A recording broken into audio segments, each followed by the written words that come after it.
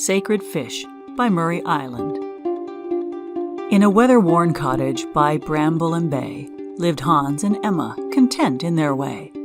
Their days moved slowly, calm and austere, yet fortune appeared in the shape of a hen deer. Each morning it gifted an egg made of gold, a marvel that left even legends retold. But wonder bred hunger, and hunger turned sly. They thought more treasure within the hen did lie. So greed took the blade while reason lay still, and the hen met the fate of a cold-hearted will. They tore her apart for a gleam in the gut, but found only feathers, sinew, and rut.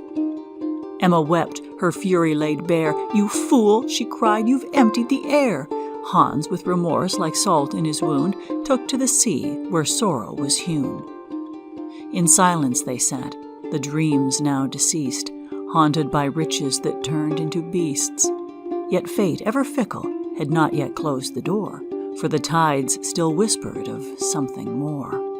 A fish of gold in a glistening snare spoke to Hans through the sea-soaked air.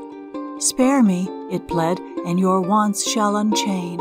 I grant all wishes again and again." Without second thought, Hans loosened the mesh, not grasping the weight of that shimmering flesh.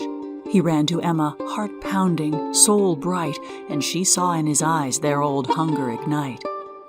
"Wish now," she said, her voice like a bell, "for a palace to shame the heavens of hell. Let it rise with roses and marble and glass, with fountains that sing as centuries pass." Though Hans felt unease, her will was a tide, and back to the shore his dread did abide. The fish emerged in a ripple of sun, its eyes glinting secrets it told no one. "I wish for a mansion tall as the sky," Hans muttered the words with a hesitant sigh. The fish gave a nod, then vanished once more, and the wind went quiet along the shore. Returning, he found what Emma desired, a house like a crown the heavens inspired. Emma beamed, yet something withdrew. A voice in her whispered, "Is this truly you?" Hans grew restless, hungry for rain. He schemed through silence, masked his disdain. He dreamt of a throne, of subjects and state, and used Emma's wishes to conjure his fate. But every desire left their table more bare, and echoes of peace hung thin in the air. The weight of their wealth bent time out of tune. They feared it might vanish like mist before noon. So Hans returned to that mercurial shore and called on the fish with ambition once more. This time his voice had the sheen of demand, as if nature itself would bend to his hand. With each new request, the ocean grew grim. The tides turned dark, and the light grew dim. He blamed Emma with venom and ease, while the sea convulsed in reluctant appease. Then came a wish he dared not confess, one wrapped in pride and tangled finesse. "She dreams," he said, "to rule all the spheres, the sun, the moon, and the turning years."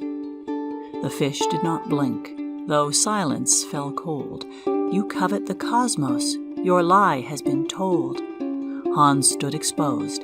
His scheme is laid bare, but the fish only smiled with ancient care. "Return," it said, with a voice so still, and the waves withdrew of their own free will.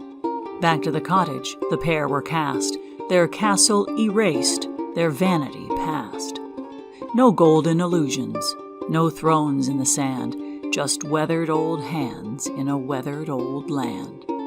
Yet love, rediscovered, bloomed where they'd tread, and the magic they sought lived in life lived instead.